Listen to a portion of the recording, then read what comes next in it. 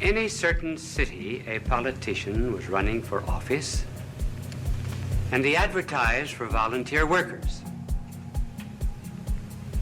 There were so many young women appeared for the job as volunteers that there was a near riot. Were they interested in politics? No, the first question they asked was, how many men have appeared? They were part of the lonely young women of this great city. And then I know of an old woman who stays up every night until 12 o'clock to hear the announcer say, "We are now signing off. Good night, and have a good sleep." That relieves her of her loneliness. There was really and truly, a woman wrote to me and told me that my program was the only one to which her cat ever listened. So our subject tonight has to do, to some extent, with loneliness. It affects all ages. Children are lonely. 5 million of them belong to divorced parents in this country. Boys get lonely. That's why they join gangs, because they get power which they do not individually have.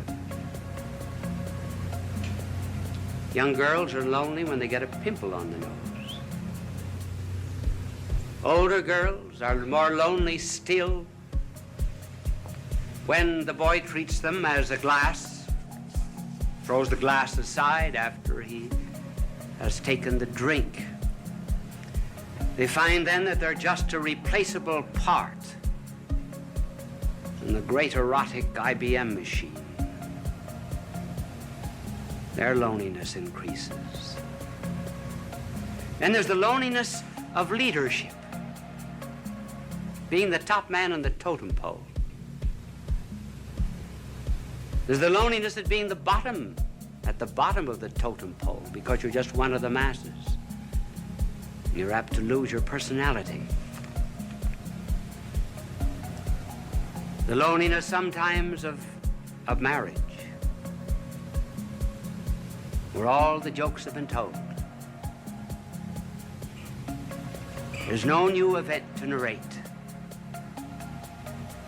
And it's the terrible solitude of being alone together. And then even when it does remain fine and noble and rich, even in moments of greatest unity, there is a feeling of apartness after such an ecstasy. One hopes to completely submerge oneself, and yet one finds oneself back again. The hypochondriacs, of course, are lonely. And so we were asked to talk on this program about this subject of loneliness. And I'm going to give, after these facts, which we have just narrated, I'm going to give first the causes, and then I'm going to suggest some remedies. Now, I didn't know whether to use the blackboard or not. My angel is here, and I cannot think of any diagram that I could use. Just write causes on the board. So I'm afraid I will not be able to use my angel, but just before I came on the program, he wanted to know if I would play a game of golf with him tomorrow. And I told him that I was not old enough for golf because I play tennis twice a week. When I get old, I am going to play golf, and I'm going to have a wagon, too, to take me around from hole to hole. And, but he was telling me that the other day he was playing golf, and he drove off 225-yard hole it was, and the ball went right into the cup. And he looked up to heaven and he said, "Dear Lord, let me do this by myself." He's not a lonely angel, as you see.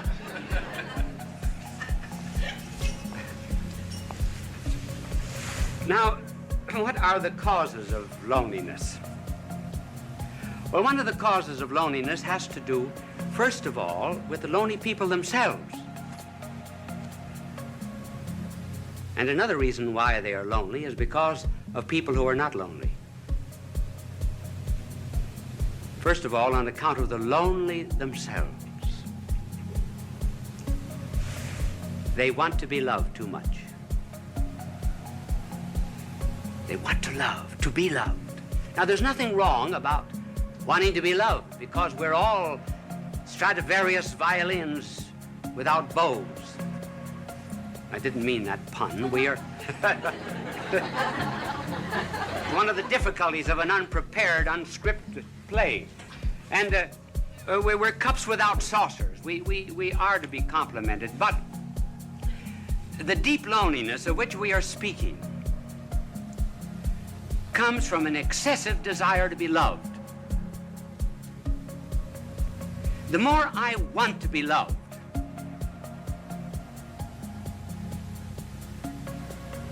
the less I am loved. The less I'm loved, the less lovable I become. The less lovable I become, the less I am capable of loving others. And that's how, by a desire to seek only oneself and to please oneself, one gets caught like a bird in a fowler's net. And the more one struggles to get out of this loneliness, the more one is captured by it. Just take some concrete examples of this desire to be loved. I know of a mother whose daughter was away at college. And she used to call up the daughter every night. Would keep the daughter on the phone for an hour and protested to the daughter that she was not appreciated as she should be. And because other girls in this college wanted to use the phone, she said to her mother, "Mother, I'm forbidden to use the phone anymore." One day, the superintendent had sent for her, and she was unable to answer the phone, and she told her mother, "Send someone to answer the phone for her." The mother said, "This is the end," and she refused to see her daughter again. Thus, by wanting too much to be loved without loving, one loses even the love that one seeks. And then there was a fiancée. She used to. I wonder if any of you young women in the audience ever do that. Do you know what she would do? She would write down in a book every time the boyfriend called how long he spoke. She also wrote down how often he wrote and how many words he wrote in each letter. She felt that she wasn't loved enough, so she began writing herself anonymous letters, threatening her. And she said that these letters came from a well-known author in the city. And finally, she was exposed by this man whom she blamed, and eventually the marriage was broken off. She just loved too much. Loved to be loved.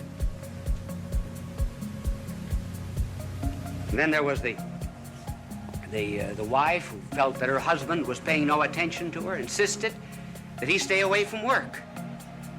He wanted to go to a picnic, wanted to go to the beach, and he found excuses many times, and finally he lost his job. The marriage broke up. So one of the principal reasons of loneliness, therefore, is this egotism which seeks only oneself. And you can already see the cure anticipated by the mere fact that we mention this cause. But then there's another cause of loneliness, and that's on the part of the people who are not lonely. They do not bring any love to these people.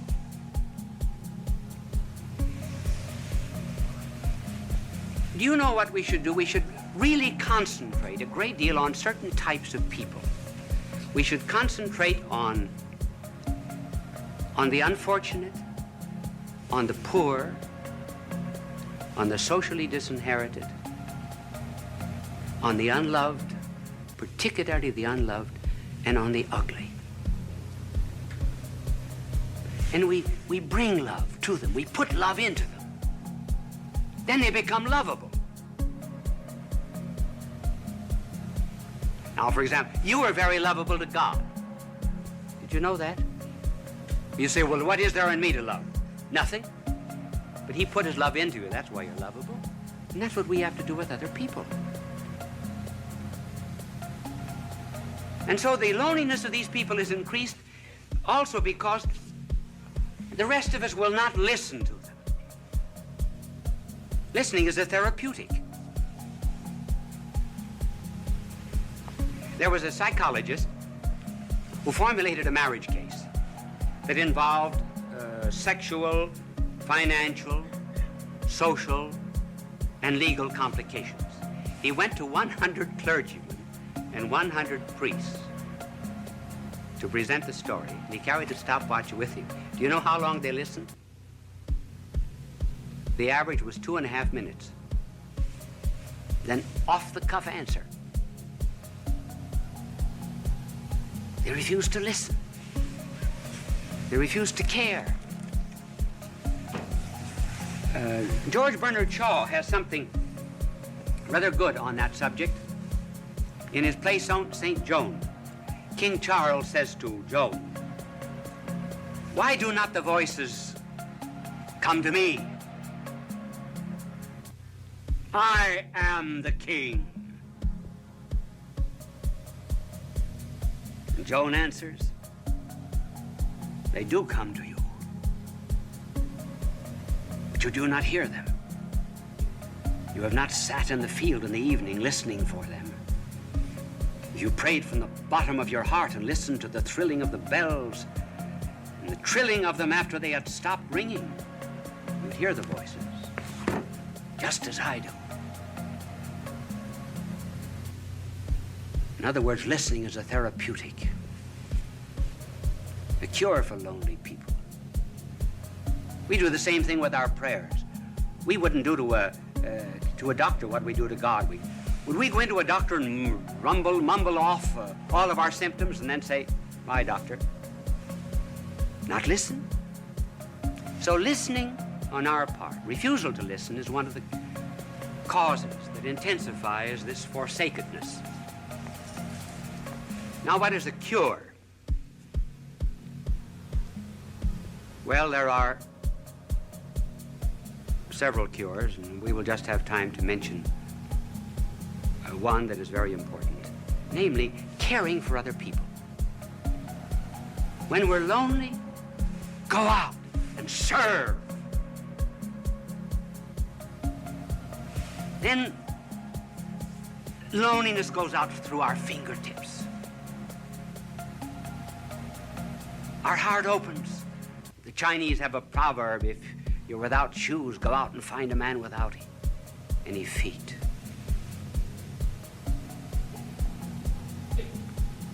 Caring for others. I remember when I first went to Europe to study,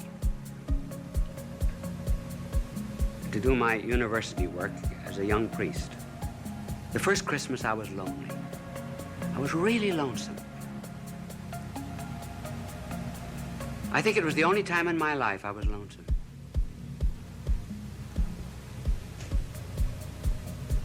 What would I do?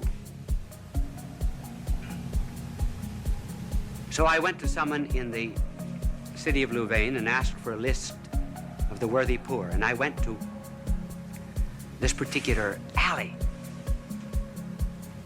It was the wrong address, actually. I got into Rat Alley. And when the door opened, there, earthen floor, was a blind father at a stove. 10 children barefooted around the stove. A ladder leading up to the second floor. One bed upstairs, bed downstairs. The children slept crosswise. I asked the family what they had. This was Christmas Eve, what they had for dinner, and she opened a bag of straw. Children had no sabots, no wooden shoes. I took care of them for 4 years while I was studying at the university. Got them jobs, rehabilitated them. I felt at times perhaps they were drawing on me.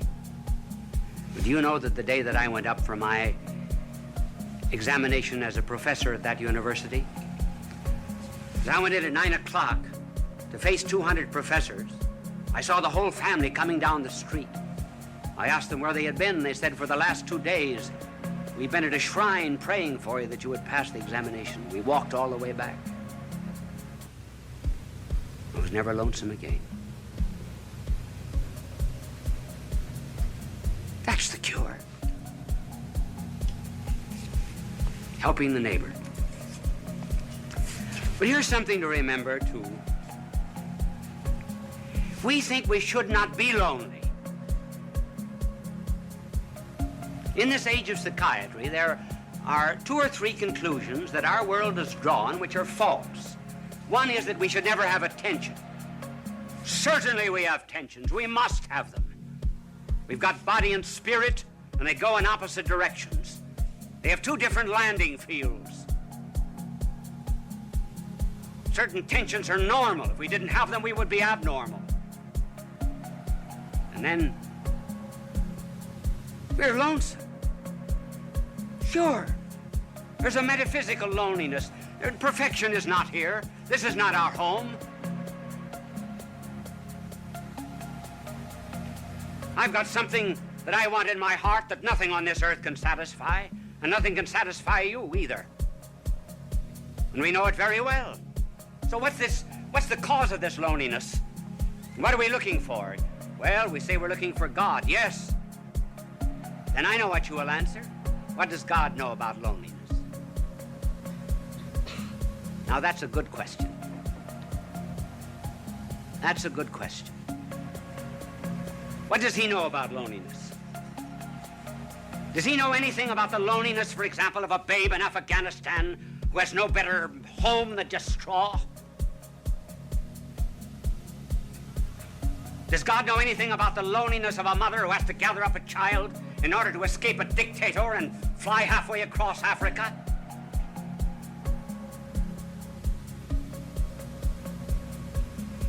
Does God know anything about the loneliness of a man that's born on the wrong side of the tracks? Who's isolated socially from people simply because his hands are calloused with common labor and is denied decent society? Sure, does God know anything about that kind of loneliness, for example, in which one is expelled from a city, disowned by one's own people? Does he know anything about the loneliness of being deserted by friends? Does he even know anything about the loneliness of feeling doubts even about religion, doubts even which one cries out, "Why hast thou abandoned me?" Does God know anything about these things? Yes, those are good questions.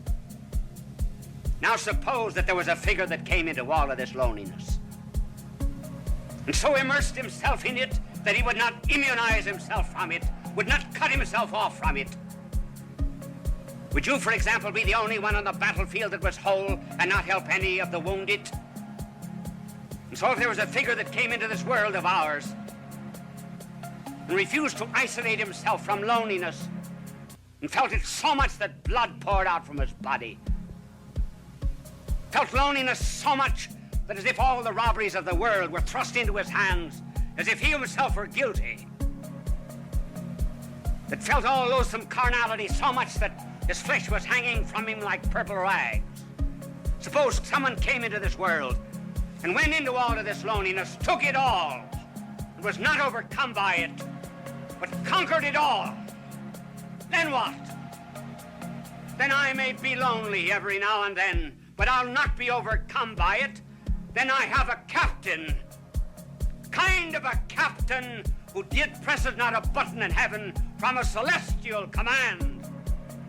But I have a captain who stumbled to a throne.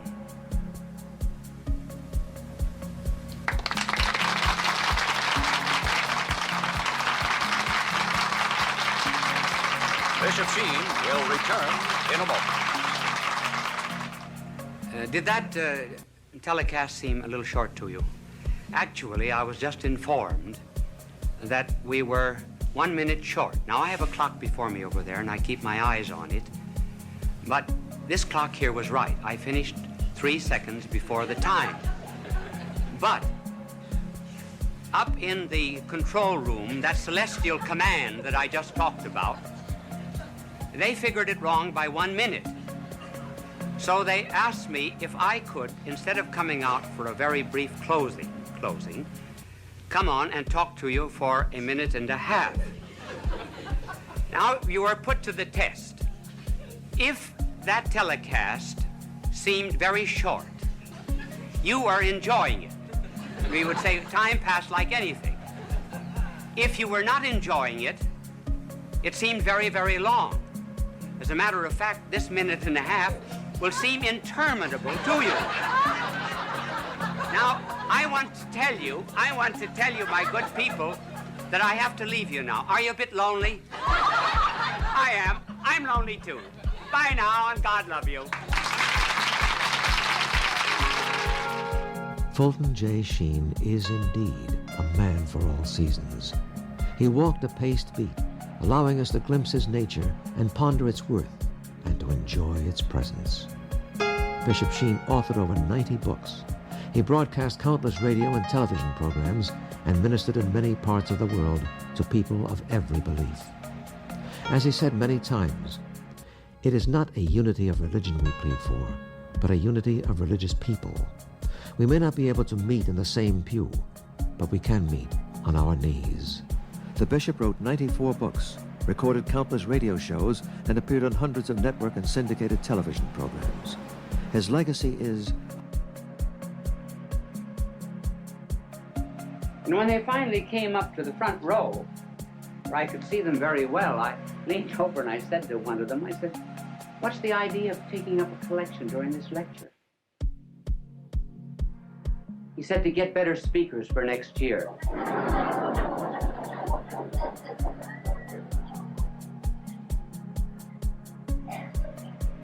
So I am not presenting myself as a model to you on how to talk.